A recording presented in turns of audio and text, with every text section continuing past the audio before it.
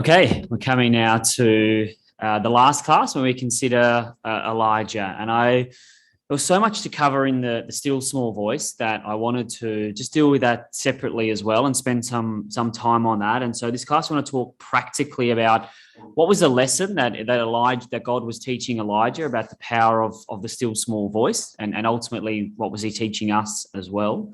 And then the second half, this is a bit of a shorter talk. We'll conclude by looking at the last couple of events in Elijah's life and seeing him taken up in the whirlwind, and I guess reassuring ourselves that Elijah learnt this really important lesson. I want to make sure that that's clear as well. We've been somewhat harsh on Elijah, how we've looked at it, and make clear that he really did learn, and that's the reason that God was willing and able to work with him, as we said in our first session, because he had that passion and that meekness. He was able to learn and do what God was looking for. So we saw just before in the exhort, didn't we, that the power of the hurricane and the earthquake and the volcano, and that was contrasted really powerfully with the whispering word, and the record was really clear. Yahweh isn't in those big things. He was in the still small voice. Those big things drove Elijah away. They pushed him to the back of the cave, but it was the still small voice that attracted him forward, him wanting to learn more about God and more about this still small voice. So what does that mean for us today? What can we learn from the still small voice ourselves? And I thought, let's take a look at it from a preaching perspective first, because that was really what Elijah's mission here at this first time was really focused on, preaching and turning the people back. So I think that's the immediate lesson that Elijah learned, and we can consider as well. His greatest triumph, as we talked about, and this first part of his life, was really the conversion of the widow and her son. A huge triumph, a really important thing. That in itself is enough for Elijah. Should have been enough for Elijah, but that was his greatest triumph. And how was that brought about? Was it with the fire, with the rain? As we said, probably not even the resurrection. It was spending the time with that family, building a personal relationship with that, caring for somebody. That's what resulted in the conversion of that widow, the highlight of Elijah's life. So when we think about that in our lives, what does that mean? I think it teaches us that the most effective form of preaching, we see in Elijah's, we see in the power of the still small voice, is caring and connecting with those around us, building personal relationships, showing people the power of God in our own life. It's not big showy acts. It's not ultimatums. It's not challenges that Elijah did. They attack people's egos. They stop any chance of discussion, don't know. If we come in aggressive or we come in fighting people against what's your belief against my belief? These things push people away. They get their defenses up. Rather, if we come in caring and understanding and looking for an open discussion and showing people how God has affected our lives and the power of the still small voice in our lives. And that means building relationships with people around us. We looked at two types of relationships this weekend. We saw two people that had potential, that God wanted to work with. We talked about Elijah and we talked about Ahab, didn't we? Two people. Now, Elijah kept his conviction. He ensured that his relationships with this widow was positive and it produced fruit. Ahab, on the other hand, got intertwined with the wrong kind of relationship. One that was no good for him. He sold himself to do evil, as we saw. And so when we're building relationships, we're going to talk about it is important to keep that lesson in our mind. We need to ensure that we are firm in our own faith, that we are in control of that relationship. And if we can be, it's the power of the still small voice that's affecting them, not the other way around. So it's important, yes, to build relationships, but I think it's also important to understand that the power that comes from relationships and understanding that we're forming those and when we're in control of our own faith. But I think Jesus has some great words about this. Come across to Matthew chapter 5. Take a drink, a bit croaky, sorry. So Matthew 5. I want to talk about this, the salt of the earth, which some of you have heard me talk about, but I think this is a really powerful lesson for us when we consider what does it mean about the effect that we have on people around us.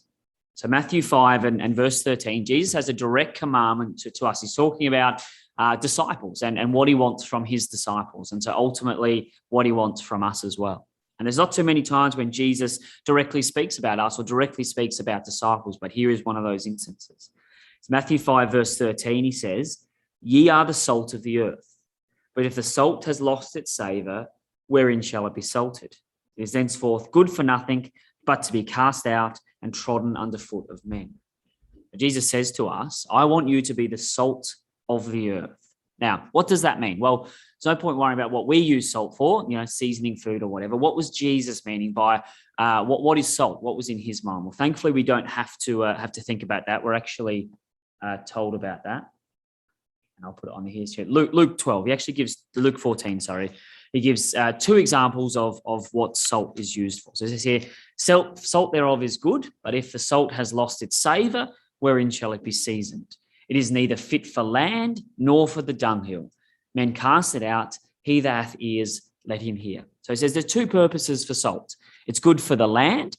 Now, salt that they got from here was from the Dead Sea. So it was often full of a lot of other minerals that were good for fertilizing and using on the land. Sea salt itself, even today, is actually still used to help grow tomatoes and things like that. So salt has a fertilizing property. It's good for the land. It helps and generates positive things on the earth. But he says here as well that salt is good for the dunghill. And that's the salt that we might know of, that kills the bacteria. It preserves food. So when you put salt on things, it kills off the bad things. So they put it on the dunghill there to kill off all the bacteria and the smell and those sort of things like that. So there's a positive and a negative thing that salt is good for. It produces things. It's a fertilizer. It helps things grow in that environment. And in other environments, it kills things off. It stops bad things from growing as well. And so Jesus says, this is what I want you to be. But he's very clear. He says, I want you to be the salt of the earth, not the salt of the shelf. Okay, that's the really important thing. Salt is a very powerful element, but only when it comes in contact with the earth. In order for salt to be a fertilizer, it has to be put on the earth.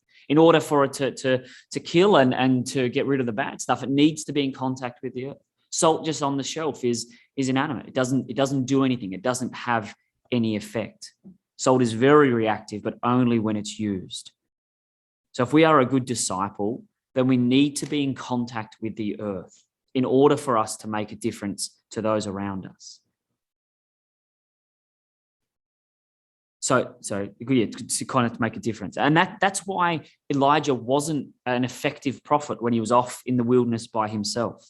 He was totally isolated. He wasn't in contact with people around him. It was amazing. He had a lot of potential, but being there in Gilead, isolated away from people, he wasn't able to be an effective salt and a element for change around him.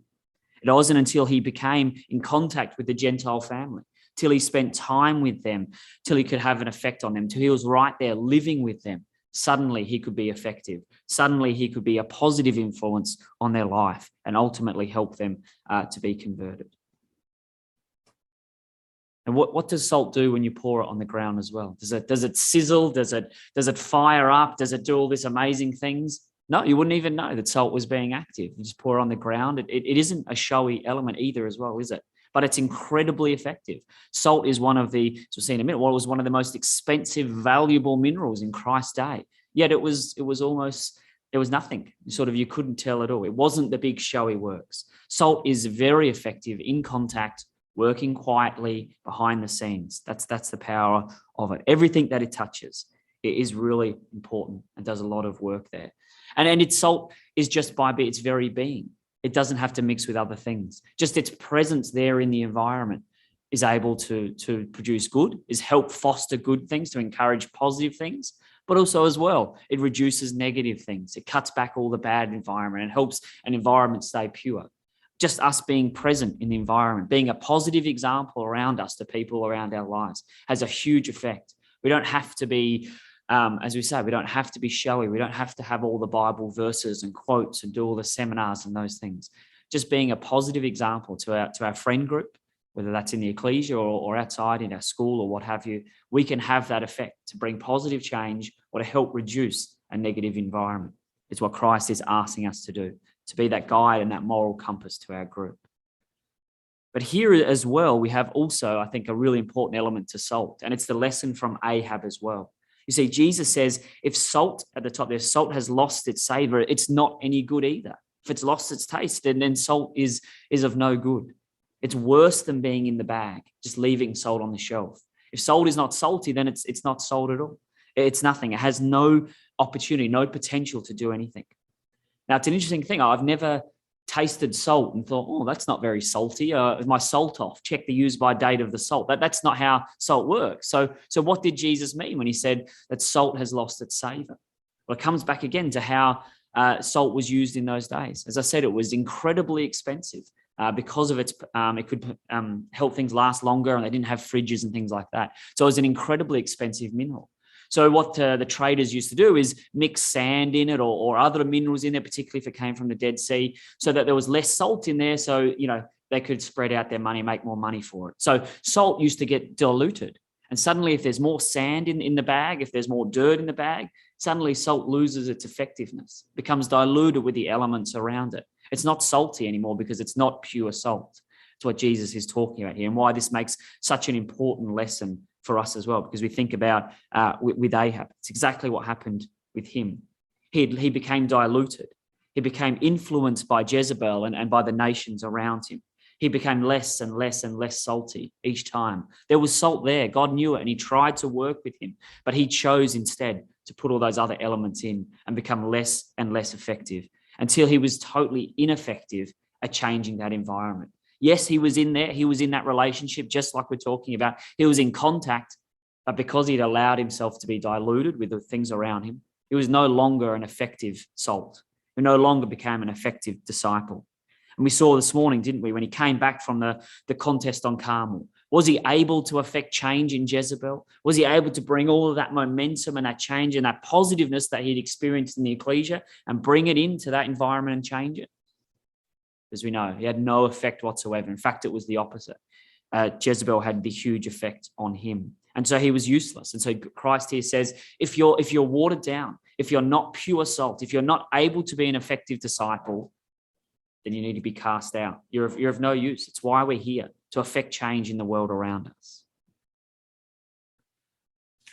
So that's how I think about from our own life. How can we be salt? How can we be the still small voice in the groups around us? We've said as well, we don't need powerful, showy things. We don't need to be, have all the answers. I just think it's worth as young people and as brothers and sisters think about this week ahead, is think about our own groups. Where's examples for me that I can show the still small voice in my life? I think it suddenly makes it a lot more real. Suddenly we're all on the hook. Before it's, I can't do this. I can't lead a seminar. Or I can't do this. I don't have pamphlets to give out. But suddenly preaching becomes very real when God's saying to us, or when our Lord is saying to us, what effect are you having on people around you? Are you a positive effect on them, or are you not having any effect on them? That's something to think about for us from a preaching. But as well, what about in our own life, in our own context, on how God talks to us as well? What else can we learn from the power of the still small voice? Well, let's talk about volume first. I think that's a really thing. The thing of all these things were enormous and loud, and God chose to use the word a gentle whisper is his chosen method, he told Elijah. And a gentle whisper is calm, it's confident, and it's refreshing. But only if we can hear that whisper. And I think that's the really important point for us as well. God will talk to us. God will interact with us, but at a whisper. And if we fill our lives with shouting, with distraction, with all the other noise around us, it's really, really hard to hear God speaking and communicating with us. If our thoughts are full of all the concerns and the stuff of today, when God talks to us, when he speaks to us through his word and through environment and our circumstances, unless we're listening, it's really hard. It's really easy to miss that, because God speaks to us in a whisper. He'll speak to us, as I said, as we read our Bible. But if we're too busy doing all of the other things and getting caught up with the noise of the world, we won't hear it because he hasn't spoken to us. God will show us the way to go. He will provide us the answers, but he won't scream it to us. He won't hit us in the face with it. It's not like the fire or the wind. He'll speak to us calmly and gently, and it's our responsibility to listen for that and to look for it in our lives. And if we're making time to listen out and to make time to hear that voice, then we'll hear God very, very clearly in our life. I think it's a really important principle that we see time and time again in the Bible. We'll look at some in a second. And to be honest, it's something I'm not very good at, something I've come away from studying this to think about how can I do better at this, to create time and space to allow the whisper to reach me rather than being on the go, so busy. And none of it is always bad. Like we live in busy ecclesias. True, COVID has helped quiet things down. I think that's one of the blessings that we've had over the last 12, 18 months is time to hear the whisper. But as life gets busy again, as things pick up, as we have more events, busyness can be really distracting. And we need to make sure that we're creating time for that. Let's look at some of these verses here. And there's many more I could have put up. I just wanted to show that this is actually a real principle in the Bible that God talks about. Be still. Just listen, sit. Know that I am God, Moses said. But the Lord is thy holy temple. Let all the earth keep silence before him. Be silent before Yahweh your God.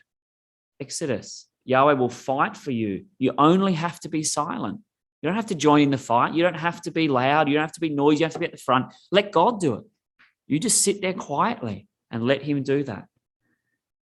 For God alone, my soul waits in silence. From him comes my salvation. He alone is my rock and my salvation, my fortress. I shall not be greatly shaken.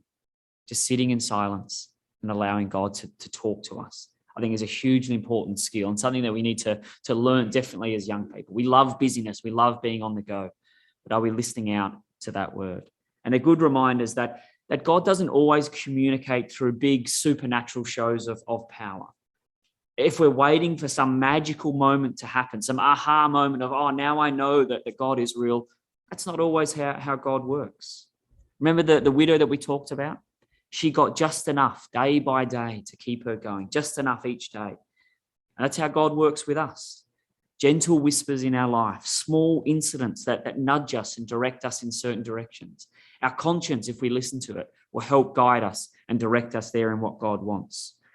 It's true, some people have amazing conversion stories and they share that and they're really powerful.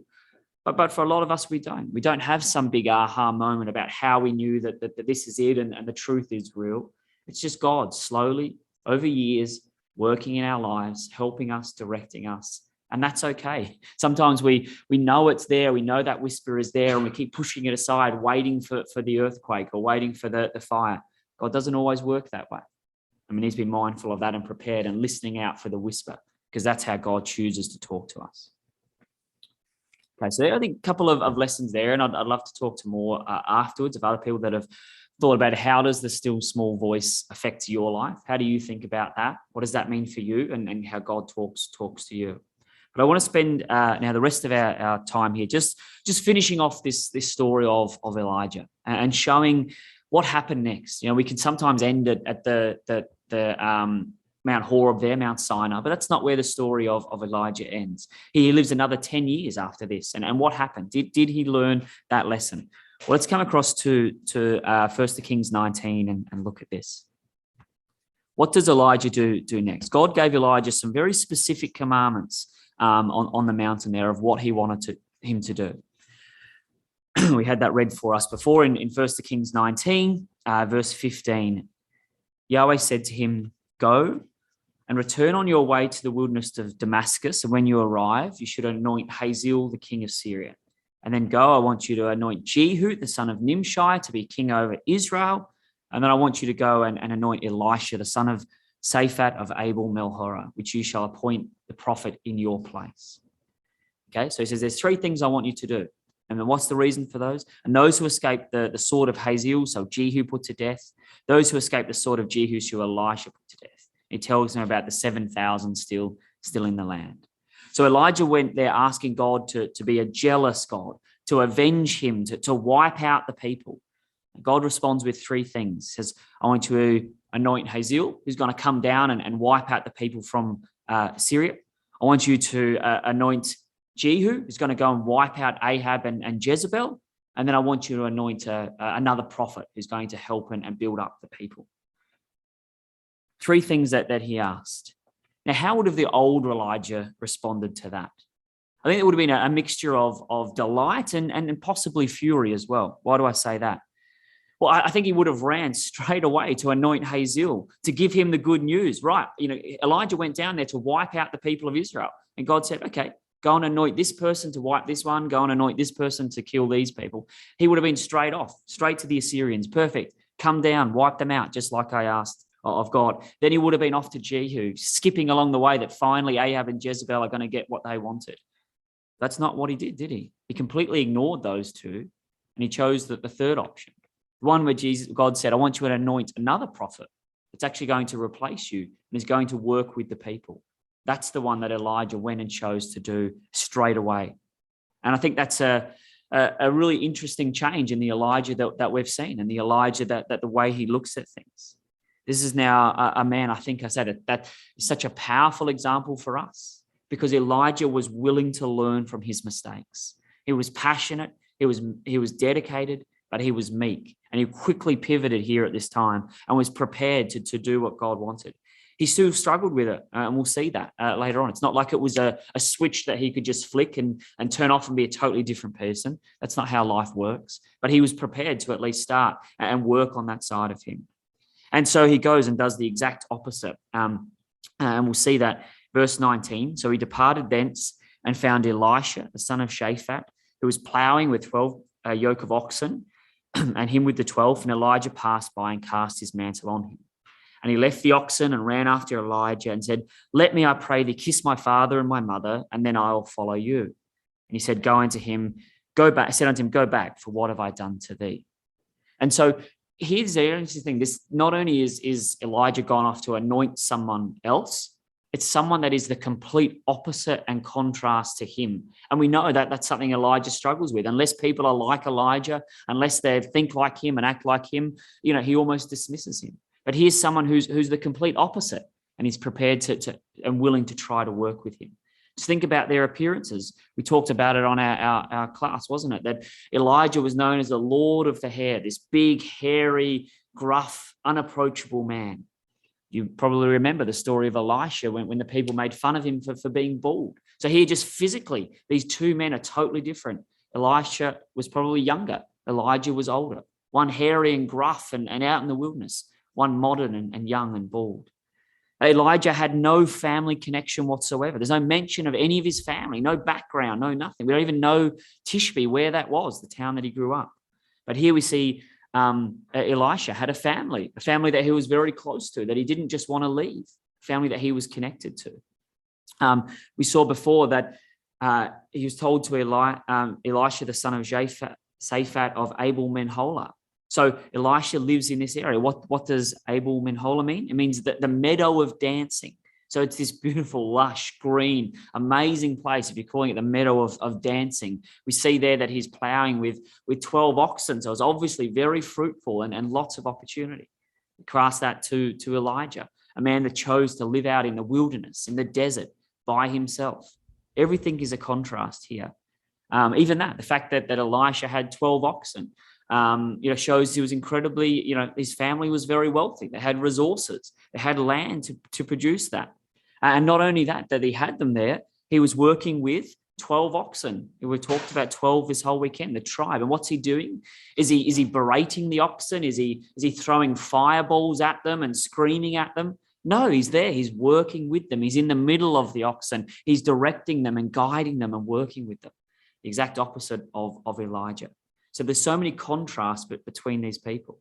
And as well, Elisha understands people, not only in this parable of working with oxen, but he knows he can't just leave his family. He can't just walk out in the middle of the field and just leave them. No idea when he'll be back or where he's gone. He understands that that's not an appropriate way to treat your family. I want to go back. I want to say goodbye to them. I want to tell them what I'm doing and involve them in this. He understands how to work and communicate and talk to people. He wants to make sure they're okay. This is a completely different contrast to Elijah. And notice Elijah's reply here when Elisha asks that. He says, go back. What have I done to thee? And it's a strange one. And I think it shows us that Elijah is struggling a little bit with this change. There's been a lot written about what did Elijah actually mean by this phrase? What does it mean? Why did he say it like that? And I think the fact that there's no clear explanation and so many people wonder about what he said is actually the point. I mean, we don't really understand. He's still struggling with communication. I mean, he walks up to this person, he drops his mantle on it, and then just keeps walking. Elisha had to run up to him to sort of ask him to stop, and that he would have been out of the gate if he'd give it another minute or two. Like, how is that communication? Like, what does that mean? And so he says, like, well, what have I done to you? It's sort of almost dismissive. It's not, hey, I want you to be the next prophet. God, I've just come from God. He's anointed you. This is amazing. Congratulations. I'm really excited for you. This is what we're going to do. It's all about the still small voice now. Let's get in and do it. Could have been another way that Elijah did it instead of just throwing his cloak at him and keep walking. So he's struggling still with this. And I think, as I said, that's important. That's important for us to acknowledge, because it's unrealistic that you would have a man like Elijah, his whole life is one way, and then suddenly he has a vision and that's it. He turns and he's totally healed or fixed. That's not how life works. We learn, over time, God works with us. The power of the still small voice works over it and struggles. And we change over time. We try and be better over time. It's like our point. We don't wait for a big, ball of fire to come out to be converted. These things take time. It's a lifelong journey that we're on. We're going to have good and we're going to have bad days, and that's okay. As long as we keep getting back up and we keep focusing, we keep trying to do that, rather than Elijah, who has a bad day and is down for the count and wants to stay down. That's not realistic. So there's this beautiful quote that I think is worth reminding us here. Proverbs 2, verse 49. The righteous falls 7 times and rises again, but the wicked stumbles in times of calamity. So what's the difference between a righteous person and a wicked person? Is it that the righteous person never falls over? Is that what makes us righteous? The fact that we're perfect and we do everything right? No, both parties stumble, both parties fall, both parties struggle. The difference is the righteous keeps getting back up again. That's the difference between the righteous and the wicked. We keep getting back up.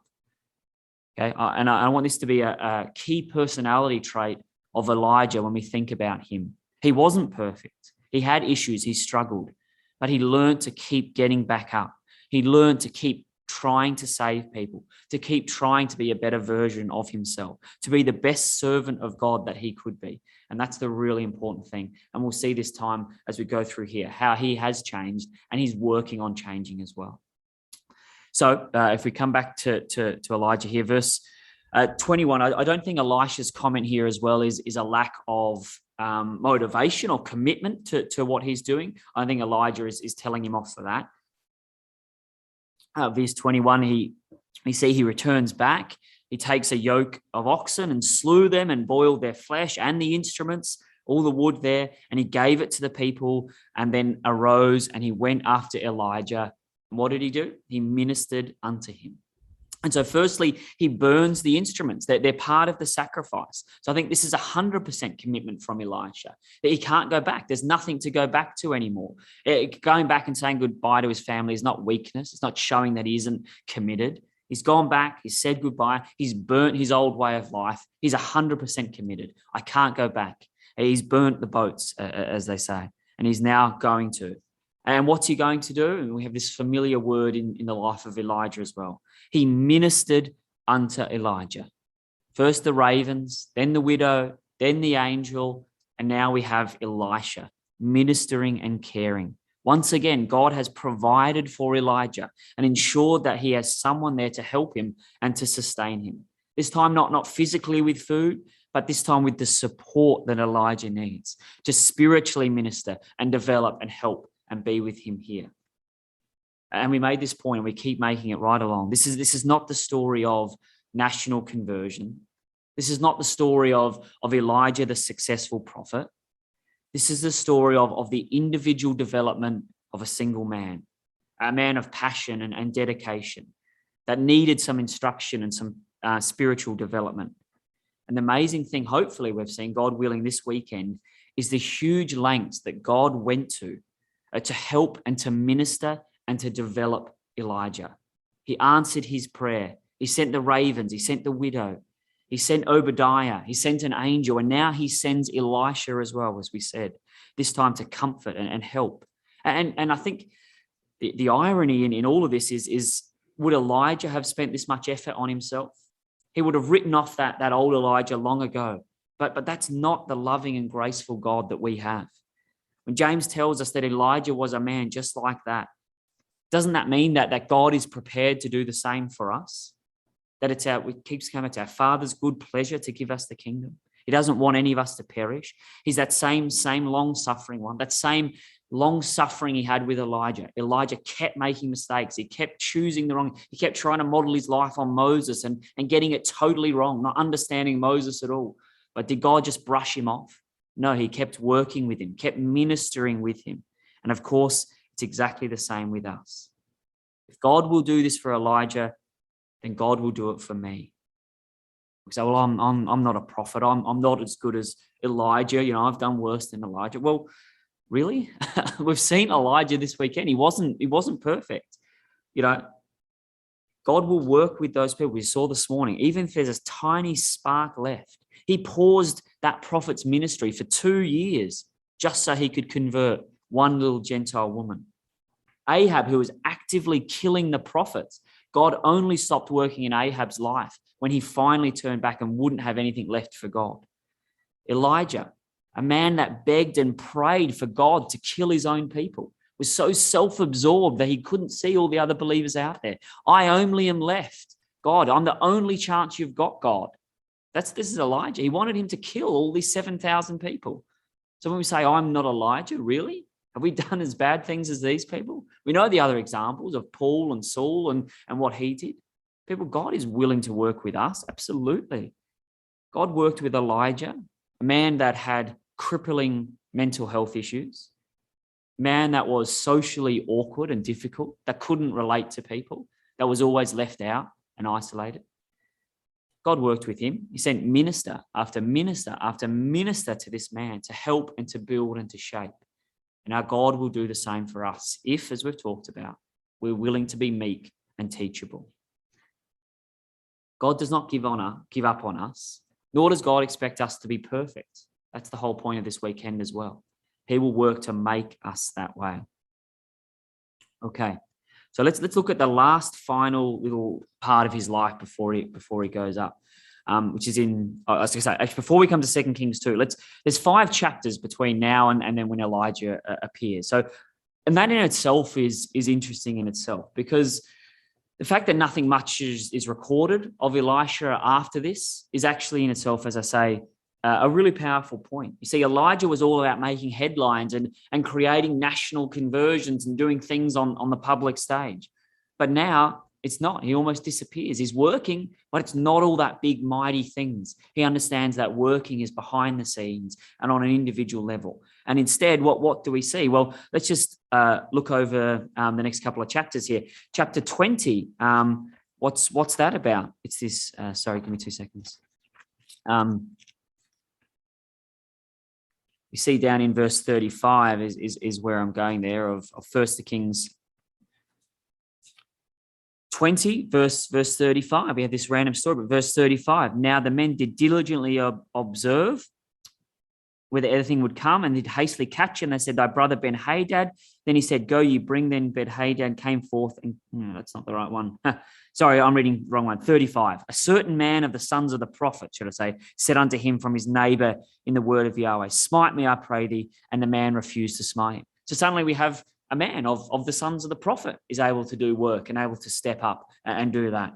What's the next chapter? Chapter 21, we probably know is Ahab and Naboth's vineyard. So suddenly there's a man, Naboth, who's faithful, that believed in the promises and the traditions of God, that was prepared to deny the king and say, no, I'm not going to. This is my inheritance. I believe in God more than the king. When we go on to chapter 22, if we look at verse 7 and 8 here, what do we have? And then Jehoshaphat said to them, is there not here a prophet of Yahweh besides these who we might inquire? And the king of Israel said unto Jehoshaphat, there is yet one man, Micaiah, the son of Immer, by whom we have endured of the Lord, but I hate him. He doth not prophesy good concerning me, but evil. So he said, suddenly there's another prophet here that talks to the king, and he's standing up to the king and he's able to prophesy. So all of a sudden we have these faithful people appearing out of the woodwork, doing all this other work. These people were here. They didn't suddenly appear. They've been here the whole time. But now Elijah is able to see them, and they're able to step up and do their work. they're coming forth. And I think that's why we have this gap before we come back to Elijah, to show that there were all these people here. But come across now to 2 Kings chapter 2. And we'll look at this last day in Elijah's life. We see verse 21. And it came to pass that, verse 1 of chapter 2. And it came to pass when Yahweh would take up Elijah into heaven by a whirlwind, that Elijah went with Elisha from Gilgal. Now, we don't have time to go through all the specifics here. I just want to pull out a couple of sort of key points to show how Elijah has changed over this period. Firstly, let's look at the dramatic change over those last 10 years. Last class, we saw Elijah was lying alone in a desert, feeling isolated, like no one was there. And now we're going through some of the worst towns. Bethel, this is where the golden calf was set up. Then he'll go through Jericho. Remember, we talked about Jericho right at the start. That was a symbol of idolatry and stood for everything that God was against. But all of a sudden, there's these faithful people. You can't move for prophets in this final chapter. They're everywhere. They're following him around. You can't get away from them. So much growth has occurred in these last 10 years. And once again, he just picks towns that are traditionally bad. Suddenly there's prophets there. Imagine the good towns. How many prophets, how many faithful people were there? Elijah and Elisha were able to get in and to blow on this spark and to build it into a fire here in this land. And so verse 3, the sons of the prophets that were at Bethel came to Elisha and said unto him, knowest thou that Yahweh would take away thy master from thy head today? And he said, yeah, I know it. Hold your peace. And then they go on. And verse 5, the sons of the prophets that were at Jericho come to Elisha and say unto him, knowest that Yahweh will take away thy master from thy head? He said, yep, I know it. Hold your peace. Verse 7, and then 50 men of the sons of the prophets went and stood to view afar off. So, it's gone from Elijah being alone to now he can't get away from prophets and sons of prophets and faithful people everywhere. This is what's happened. It's amazing turnaround. And what's going on here? Why do they keep asking about is Elijah going away? And then they're wondering who's going to be next and all of that. And I think this is we have our first sign here of the new Elijah. Remember, before he wanted nothing to do with these people. He wanted them wiped out. He wanted everything gone. Now we'll see here he's spending time with them. He doesn't want to leave them. I think he's almost in denial a little bit. He hasn't planned for this. He hasn't prepared for it properly. I think he's struggling to be apart from these people. What a contrast that is between the Elijah that we've seen this week. And I think, however, unfortunately, his refusal to appoint a public successor and to acknowledge his departure is causing some issue for Elisha and the prophets. They're all wondering who's going to be next, who's going to lead the people after this, who's going to care for the school of the prophets. And we haven't done that. And we get hints of this, that he's struggling with this. Firstly, Elisha has to specifically ask Elijah, I want to be your successor. Verse 9, he says, I want a double portion of what you want. I want to be your firstborn. And Elijah says, oh, I can't give you this. I can't answer this. And I'm not sure why he said that. Why couldn't Elijah? God had very clearly on Mount Horeb said that I want you to anoint Elisha. He's going to be your successor. He's going to be a prophet after you. So why couldn't he? I think he struggled a bit with that. Elijah wasn't ready to be taken up. His mantle as well. Previously, he'd given that to Elisha. Now he doesn't want to take it back. So much so that in verse 13, God has to forcibly remove the mantle off him, almost pull it off him and give it to Elisha. It was dropped from his grasp. He wasn't going to give it up. And so I think he's struggling a little bit here with this point. What Elisha should have done is, as much as he loved Moses, we have a great example of how Moses passed on this. And unfortunately, whilst he tried to copy everything in Moses' life, he didn't copy this one. Numbers 27 shows us how or what God was looking for with this transfer of power. If we come to Numbers 27, we see it was handled between Joshua and Moses.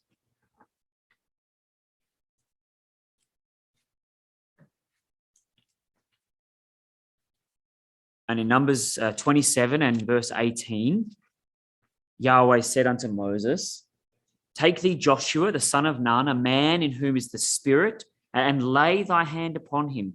Set him before Eleazar the priest and before all the congregation, and give him a charge in their sight.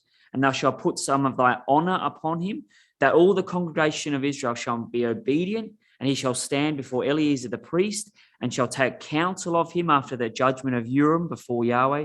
And his word shall go out, and his word shall come in, both he and the children of Israel with him, even all the congregation. So God says, right, it's time to appoint a successor. You need to do this publicly. You need to do it before everyone. Lay your hands and your honor on him so everyone knows that he's next. And Elijah didn't do this. And so God has to create this situation where he almost does it for Elijah. He makes sure that the prophets can watch Elijah. We saw that before. The 50 came and watched, so he made sure that they're there. He makes sure that Elisha gets the mantle and is able to perform this miracle to come back in front of everyone. So it would be really clear that God and Elijah had picked Elisha to be the next successor. But because Elijah didn't do it, God had to fabricate this opportunity to pass this on. Now, it's an interesting question. Why didn't Elijah do it? What was he still struggling? Maybe he didn't want to go. Maybe he's still, this part we talked about, it's difficult to change. He didn't want to let go. Or maybe he just was sort of avoiding this. And in a positive sense, he wanted to stay there. He wanted to keep working with those people and keep being a part of their life. I'm not really sure, to be honest. It's an interesting thing to think about. But while we're here, just come to Deuteronomy 32. Why did Elijah come this way as well? So he goes through Bethel, that's fine, through Jericho, and now they're right here at the Jordan. They're going to actually cross out of Israel and go out into the wilderness. Seems like a funny place to go. But once again, as all things, he's following Moses. So Deuteronomy 32 and verse 48. This is the time when Moses is going to be taken as well. And Yahweh spake unto Moses that selfsame day, saying, Get thee up into the mountain Abram, and unto Mount Nebo, which is at the land of Moab, that is over against Jericho. And behold, the land of Canaan, which I give unto the children of Israel for a possession.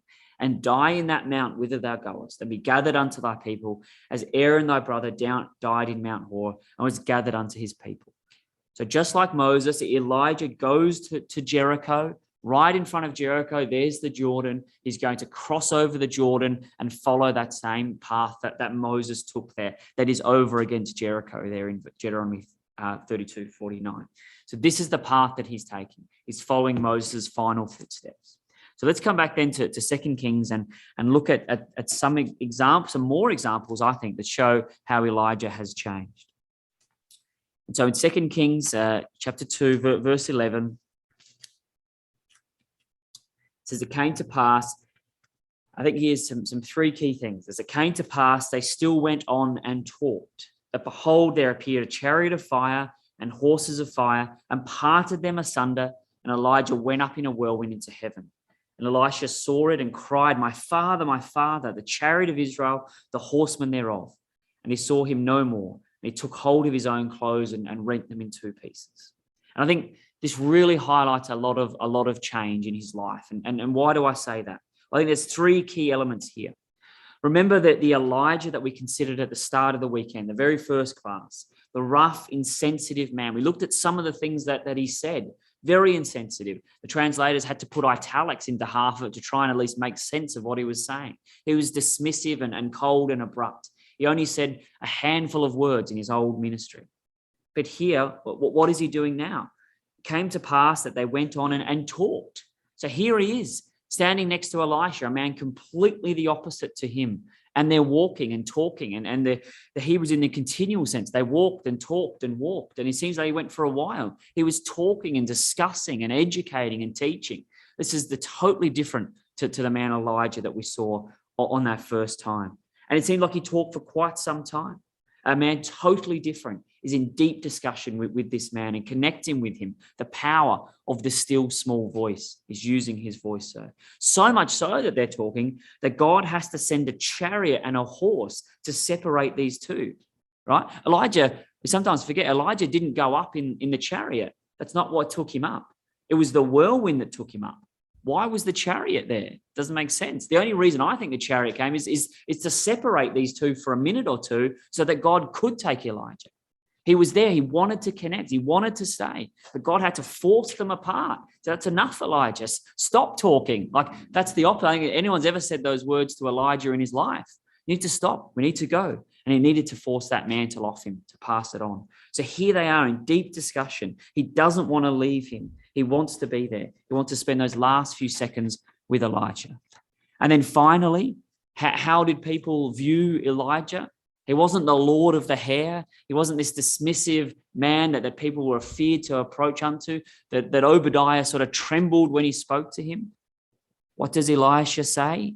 He says, "You're my father, my father, my father." That's how people saw Elijah now.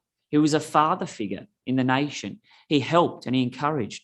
Paul says, though, we have thousands of instructors, we don't have many fathers. A father is something totally different from a prophet, from an explainer, from a teacher. A father is a man that cares, that understands, that mentors, that shows people the way, that protects. This is the man Elijah now. He's considered a father. We've gone from being a prophet to a father. And this is now someone that God can work with. And we think about, we won't turn it up as well, but this is how God now looks at Elijah. It's almost like the first half of this section is forgotten. There's the incident you may remember with Jesus where the disciples say, "Let us send down fire from heaven and destroy these people." And Jesus says, "That's not the spirit of Elijah. You don't understand the spirit of Elijah. The spirit of Elijah wants to save." And what's powerful about that is the spirit of Elijah. The spirit of Elijah at the start of the weekend was to send down fire from heaven. But now that he's changed, God's completely forgotten about that old Elijah. That's no longer Elijah. That's not how God views Elijah. The spirit of Elijah, as far as God is concerned, is all about saving and helping and wanting to do these things. He's forgiven that side. He's completely forgotten about it. When we talk about the spirit of Elijah in God's perspective, it's all about a father and a man that wants to save. And he's there coming to save. Come across to Malachi chapter 4, our last sort of verse here. The final thing that shows the real change in this man.